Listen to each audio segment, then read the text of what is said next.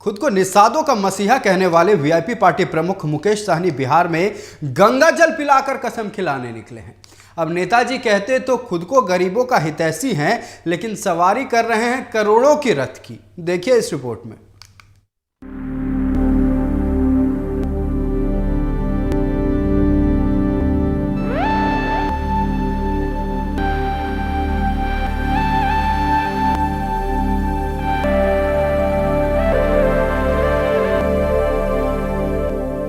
शानदार bedroom, bathroom में air condition, सोने का सिंहासन, किसी महल जैसा इंटीरियर। ये किसी सिनेमा हॉल का सेट या राजा महाराजा का महल नहीं है। दरअसल ये एक आलीशान बस है जिसकी कीमत करीब 4.5 करोड़ रुपए है। इस गाड़ी की चकाचौंध देख आप सोच रहे होंगे कि यह है किसकी गाड़ी। दरअसल ये गाड़ी इन दिनों बिहार की सड़कों पर खूब घूम रही है और गाड़ी में विराजमान है वीआईपी पार्टी के मुखिया मुकेश सहनी। हैरान हो गए ना आप? हम उसी मुकेश सहनी की बात कर रहे हैं जो खुद को निषादों का नेता बताते हैं, गरीब का बेटा बताते हैं। तो सवाल यह कि इस गरीब के बेटे को इस बस से सफर करने की नौबत क्यों आ गई? तो चलिए हम बताते हैं आपको। दरअसल बीते 25 जुलाई को पटना में एक सम्मेलन का आयोजन कर मुकेश सहनी निषाद समाज का आह्वान करे। दरअसल बीते 25 जुलाई को पटना में एक सम्मेलन का आयोजन कर मुकेश सहनी ने निषाद समाज का आह्वान किया। नाराज थे कि बीजेपी ने उन्हें एनडीए गठबंधन की बैठक में न्योता क्यों नहीं दिया। सम्मेलन में मौजूद लोगों को गंगा जल लेकर कसम खिला रहे थे। अब राज्य भर के लोगों को कसम खिलाने निकल पड़े। बाबा अमर सिंह, बाबा काशी, बाबा जय सिंह महाराज, बाबा काले। मुकेश सहनी खुद को निषाद का नेता बताते हैं, गरीब का बेटा बताते हैं, लेकिन मुकेश सहनी जी, आप खुद करोड़ों की गाड़ी पर चढ़कर गरीबों का हितैषी बनने का नाटक कब तक करेंगे? सवाल लाजमी है, तो हमने उनसे खुद ही पूछ दिया और जवाब क्या मिला वो आप भी सुने। क्योंकि कुछ लोगों को भ्रम है, क्योंकि उन लोगों को लोकतंत्र पे भरोसा नहीं है।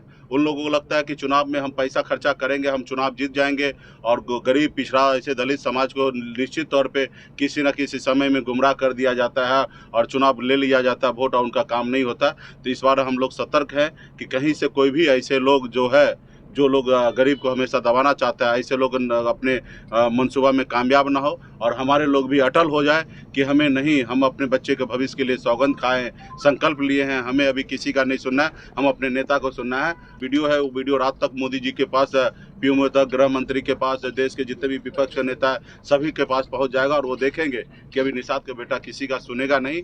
जो निषाद के बेटा का बात मानेगा, उसके हक अधिकार देगा, उन्हीं का सुनने वाला है। सही कहा आपने।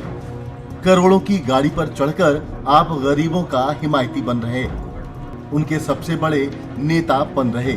जब आपको अपनी काबिलियत पर इतना ही भरोसा है तो फिर गंगा जल देकर जबरन कसम क्यों खिलवा रहे? क्यों ये कहवा रहे कि सब आप ही को अपना नेता माने? बाबा अमर सिंह, बाबा काशी, बाबा जय सिंह महाराज, बाबा काले महाराज। 2020 का चुनाव भूल गए क्या आप? एनडीए में रहकर 11 सीट पर चुनाव लड़ी आपकी पार्टी।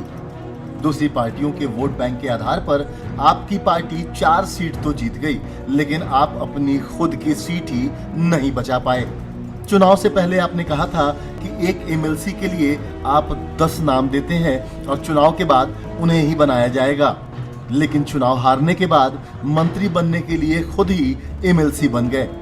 किसे धोखा दिया आपने और अब किसे देना चाह रहे हैं? निश्चित तौर पे समाज के बच्चे देखे कि मुकेश सहनी उसी जगह से निकला जिस जगह पे आज वो है, और वो देखे कि संघर्ष जैसे मुकेश सहनी किए वैसे हम भी संघर्ष करें, और वैसे जैसे आज हम अपने सपना को पूरा किए, हर एक निषाद के बेटा, गरीब पिछड़ा समाज का बेटा को संकल्प लेंगे कि हम भी वैसे मेहनत करेंगे, वैसे लड़ाई सही से लड़ रहे। और आने वाला समय में जब होगा तो निश्चित तौर पर निषाद का आरक्षण लागू होगा और दिल्ली के सरकार को सुनना ही पड़ेगा। तो हम मोदी जी पे उम्मीद रखे हैं कि माननीय प्रधानमंत्री जी सोचे निषाद समाज को आरक्षण लागू कर दे, तो फिर तो हम माननीय प्रधानमंत्री जी को जयकारा करेंगे।